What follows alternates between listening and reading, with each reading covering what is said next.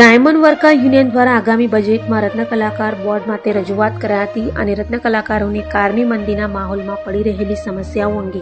રજૂઆત કરાઈ હતી। હીરા ઉદ્યોગમાં છેલ્લા ઘણા સમયથી મંદી છે અને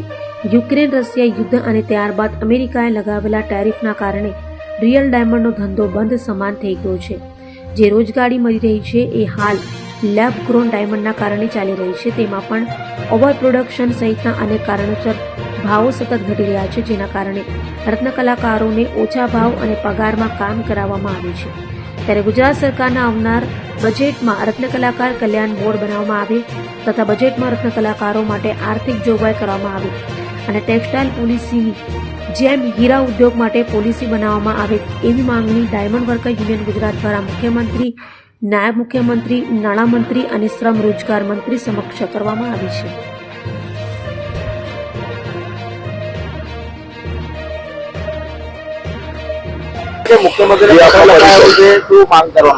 મારું નામ છે Bhavesh Tak, diamond worker union vice president. Gujarat સરકાર દ્વારા આવનારા 2026ના બજેટની અંદર જ્યારે હીરા ઉદ્યોગની અંદર છેલ્લા 3 વર્ષથી મંદીનો માહોલ હોય, રત્ન કલાકારોના ભાવ, મજૂરી ઓછી મળવાના અસંખ્ય બનાવો બનતા હોય, આત્મહત્યાના બનાવો વધતા હોય, ત્યારે અમેરિકાએ જે 50% ટેરિફ નાખવામાં આવ્યું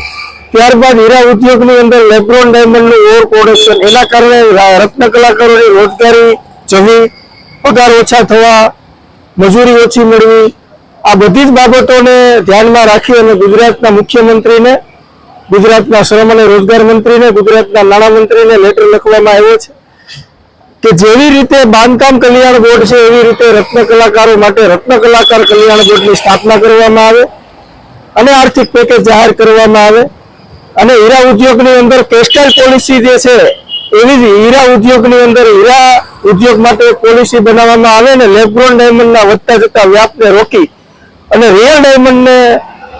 વ્યાપ વધારવામાં આવે, જેથી કરી આપણી જે ઓળખ છે એ જળવાઈ રહી અને રત્ન કલાકાર કલ્યાણ બોર્ડથી આપણે રત્ન કલાકારોના બાળકોને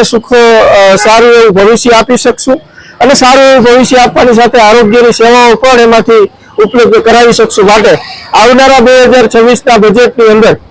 રત્ન કલાકાર કલ્યાણ બોર્ડ અને આર્થિક પેકેજની જાહેરાત કરવામાં આવે એવી માંગ સાથે ગુજરાતના મુખ્યમંત્રીને અમે લેટર લખ્યો છે।